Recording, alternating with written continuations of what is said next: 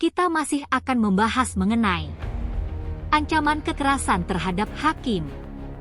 Pada part ini kita akan lebih mendalam mengenai advokasi Komisi Yudisial terhadap ancaman kekerasan kepada hakim. Komisi Yudisial dalam penelitiannya menyatakan beberapa kendala yang mempengaruhi kinerja hakim.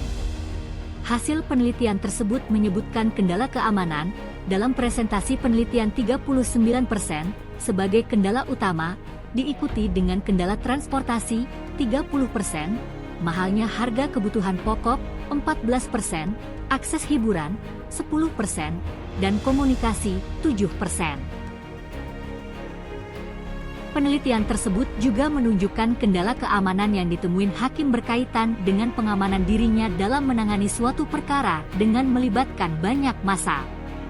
Kepolisian setempat tidak melakukan pengamanan dengan alasan kurangnya personil. Hal tersebut yang menjadi kendala pengamanan hakim. Komisi Yudisial dibentuk untuk mengusulkan hakim agung dan mempunyai wewenang lain dalam rangka menjaga dan menegakkan kehormatan, keluhuran martabat, serta perilaku hakim. Komisi Yudisial terkait dengan kekerasan atau ancaman kekerasan terhadap hakim diharuskan berperan aktif sebagai norma menjaga kehormatan, keluhuran, serta perilaku hakim. Komisi Yudisial dapat mengambil langkah hukum dan atau langkah lain terhadap orang perseorangan, kelompok orang, atau badan hukum yang merendahkan kehormatan dan keluhuran martabat hakim. Tugas tersebut lebih sederhana disebut dengan advokasi hakim.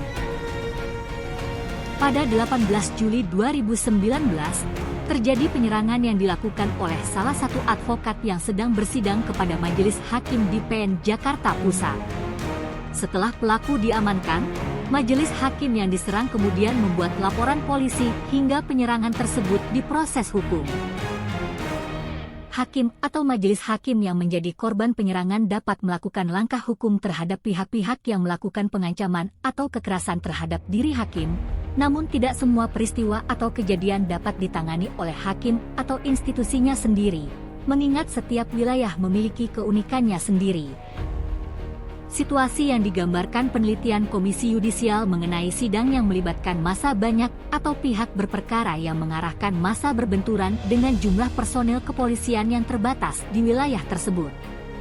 Padahal intervensi terhadap instrumen penegakan hukum dengan pengarahan massa atau kekerasan akan menjadi presiden buruk bagi keberlangsungan penegakan hukum.